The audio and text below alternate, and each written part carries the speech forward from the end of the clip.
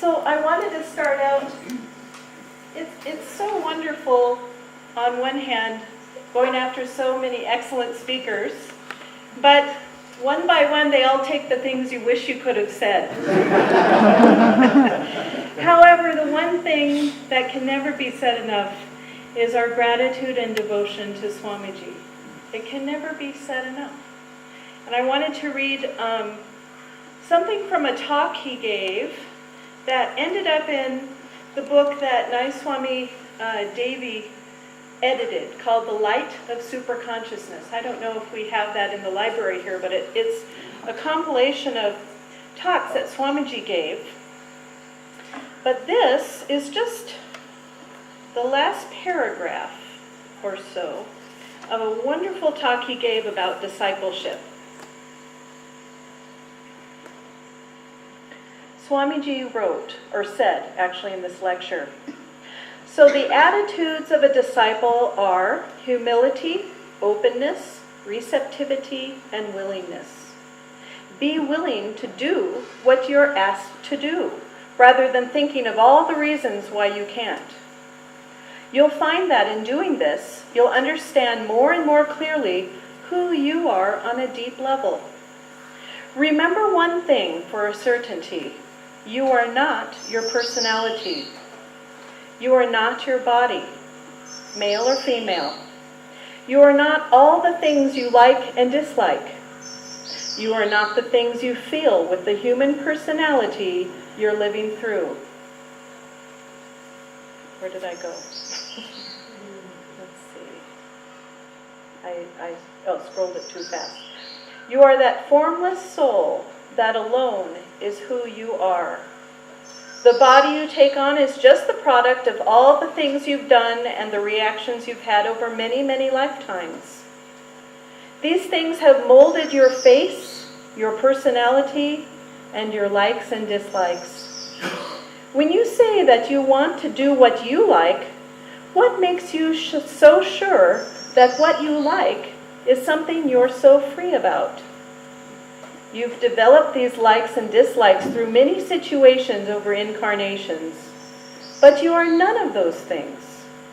You are an immortal spark of the infinite, though you may take on particular accoutrement in any one lifetime. You take on those things to help you get out of this narrow self-definition and discover that you are the infinite. You are that divine consciousness who is in all personalities and who has taken on all the bodies in the universe. That is what you really are, and it is the God-ordained work of the Guru to bring his true disciples to this realization."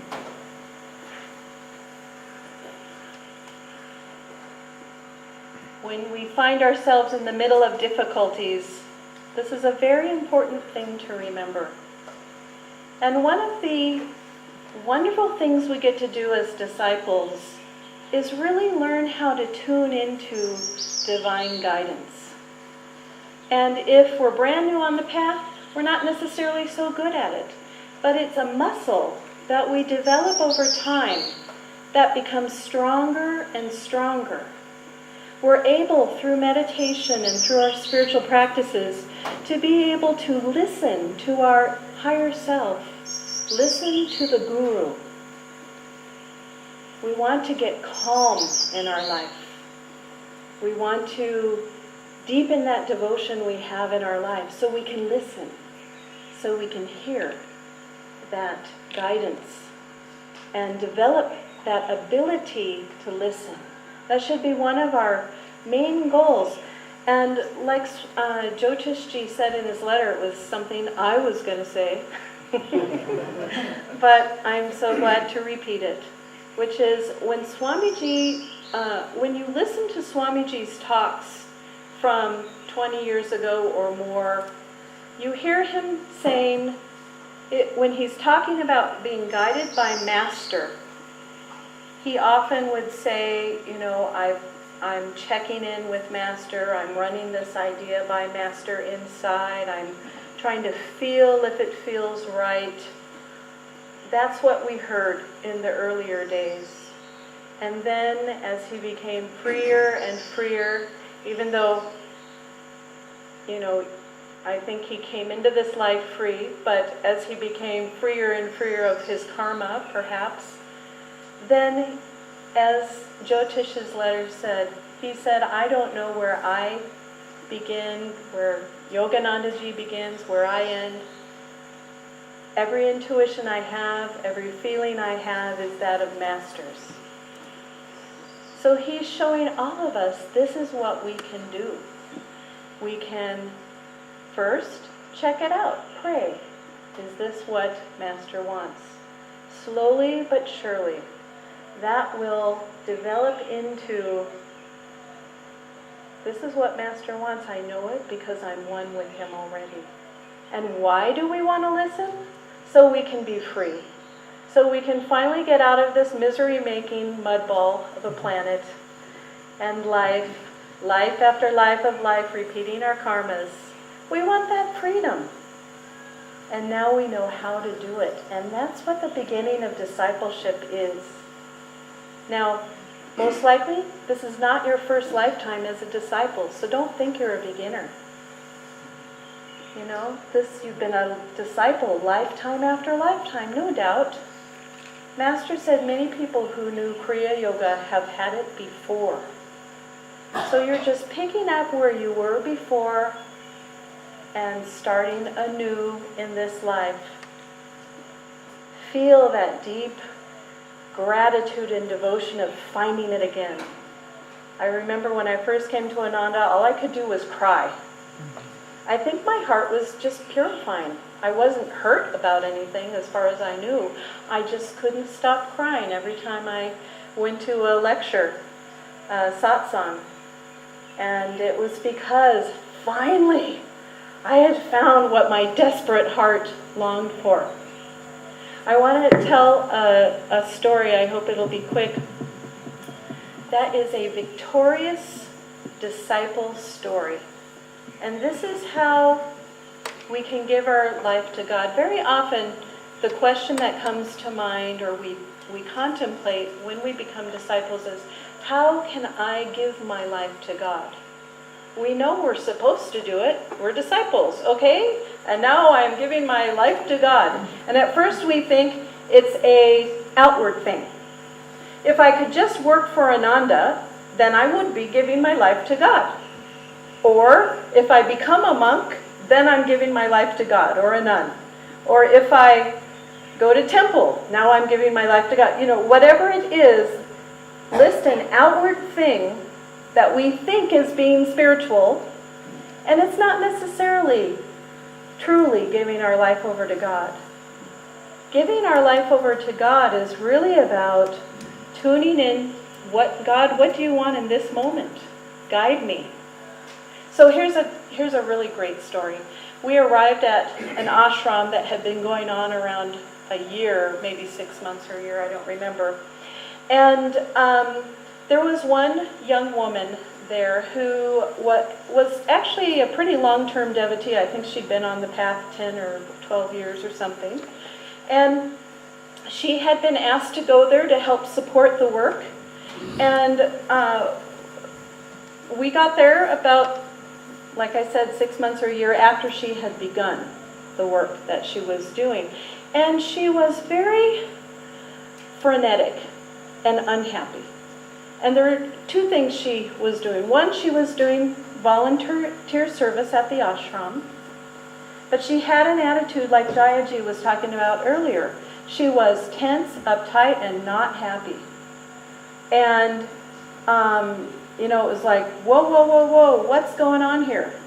And so we had a talk. We would counsel people there and really wanted to find out what's going on. Why, we're putting on this wonderful event. Why are you in tears afterwards? What is going on here? And so she explained what's been going on. She had an attachment to things being done perfectly, first of all. But she felt if she didn't do it, no one else would do it. This is a common attitude of people who are serving, wanting to get it just right. But that tension of wanting to get things just right can really ruin the bliss factor in service, which is supposed to be there. The other aspect that she was going through was she was nearly bankrupt because she was kind of living in two worlds. She really wanted to devote her life to Ananda and work for it, but there was no job to pay her. And so she was like putting more energy in trying to make that happen, even though it wasn't going to. And then the other aspect was she worked in the health profession, and her job depended on her getting clients. Now, these clients that she was telling us about, and every day when she came home from work, we would hear the horrible clients. And they weren't, I mean, the stories, she was dealing with some very rude, snobby people. It was a very high-income part of this city that is known for its materialism. And so she was serving those people who were very unpleasant at times, at least the stories she told us. And then the employees that she worked with, her co-workers, were very snobby, and they had formed a little cliquey club that she was not a part of. And, you know, when she walked by, you could kind of hear snickers and things like that. So she was not happy in this job. And why would anyone try and make a success of a job like this? But the way she was speaking, you know, this isn't going right, that's not going right, that's not going right, this isn't going right, all outside of her. It really felt like, look, you know, there's a lesson here. What do you think your lesson is? And also, don't you want to work through your lesson and feel victorious? Because she wanted to leave. You know, I'm nearly bankrupt, and I'm unhappy about serving, all this stuff, I want to go. It was like, if there's some lessons for you to learn here, wouldn't you rather learn them and feel victorious? And then, okay, fine, after you're victorious, if you want to go, great. But why don't you try and give it your all now and feel like you can be victorious in this challenge. Figure out what that lesson is, or lessons. Figure out what you're supposed to do with your energy. So she went away for about a week, and then a week later she said, you know, I've been praying and meditating with Master constantly this past week. She took a seclusion or a vacation, something like that. She said, I've found some ways that I think I can make some changes.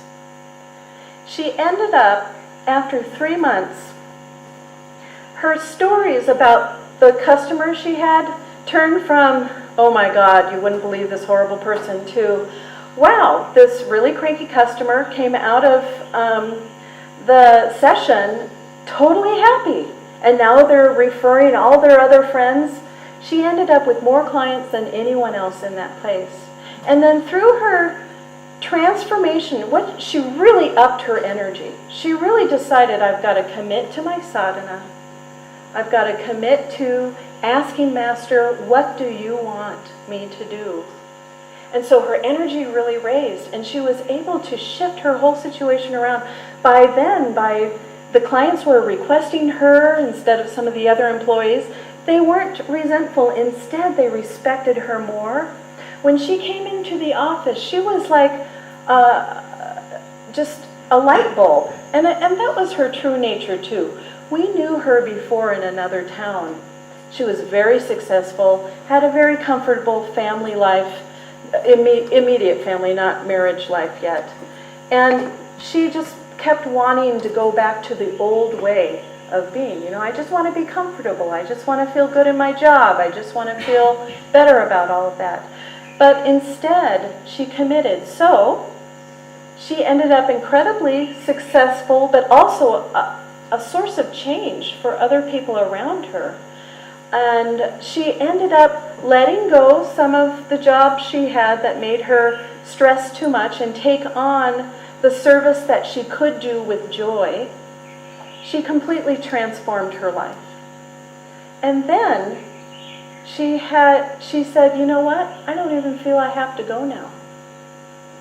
My happiness doesn't depend on the cranky customer. It doesn't depend on my coworkers. I'm just happy inside now. I don't have to make that change. that is victorious. That is a victorious discipleship story. And then what's even more interesting, she stayed another year. And then she felt inwardly, I think a change is going to happen. I don't know what it is, but I'm hearing Master whisper in my ear. She ended up moving to the village and an opportunity opened up for her. That is giving your life to God. Listening, what do I need to do? That's a lot different than, I don't like this. Nahi chahiye. And also Vendam. That's the chahiye, nahi chahiye, Vendam, Venum. It's, I don't like this, I do like that. When we're listening to that, that really makes it difficult to hear the true inner voice that's trying to happen.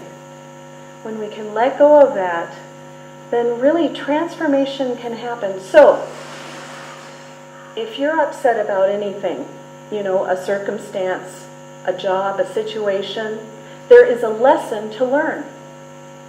It's not just, I've got to get out of this job, I hate it.